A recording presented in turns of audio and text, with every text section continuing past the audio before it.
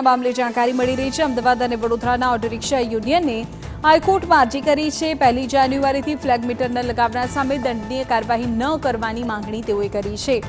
Police દ્વારા દંડનીય કાર્યવાહી ન કરવા અને દંડને રદ કરવાની માંગણી કરાઈ છે। માત્ર ઓટો રિક્ષામાં જ ફ્લેગ મીટર લગાવવાનો કાયદો ખોટો હોવાનું અરજદારનું કહેવું છે।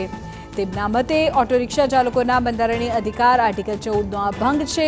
કાયદા મુજબ દરેક પ્રકારના પરમિટવાળા ટ્રાન્સપોર્ટ વાહનોમાં કિલોમીટર માપવા મશીન હોવું જોઈએ। માત્ર ઓટો રિક્ષા ચાલકો માટે જ ફરજિયાત મીટર એ ભેદભાવવાળી નીતિ છે।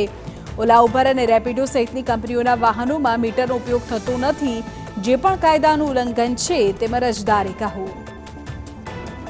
વધુ વિગતો આપી રહ્યા છે સંવાદદાતા રોનક વર્મા। જી રોનક, જે પ્રકારે હવે વર્ષ બદલાવા જઈ રહ્યું છે અને 1 જાન્યુઆરીથી જુદા જુદા સેક્ટરમાં જે નવા નિયમો લાગુ પડવા જઈ રહ્યા છે તેનો જ એક નિયમ એટલે કે રિક્ષા ચાલકો દ્વારા જે મીટર ન લગાવવાનો મામલો હોય છે તે ખાસ કરીને પોલીસ વિભાગ દ્વારા જે જાહેરાત કરવામાં આવી છે, જાહેરાત બાદ હવે ક્યાંક ને ક્યાંક રિક્ષા યુનિયનો છે તેમનામાં રોષ જોવા મળી રહ્યો છે અને તેને જ લઈને જે રીટ પિટિશન છે તે ગુજરાત હાઈકોર્ટમાં કરવામાં આવી છે।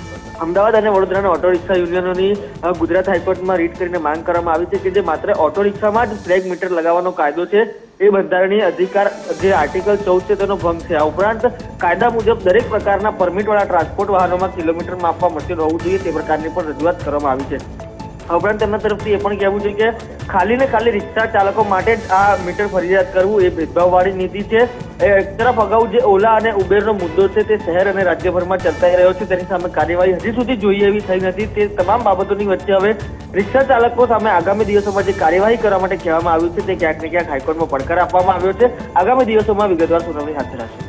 ઓકે રોનક, આભાર તમામ માહિતી બદલ।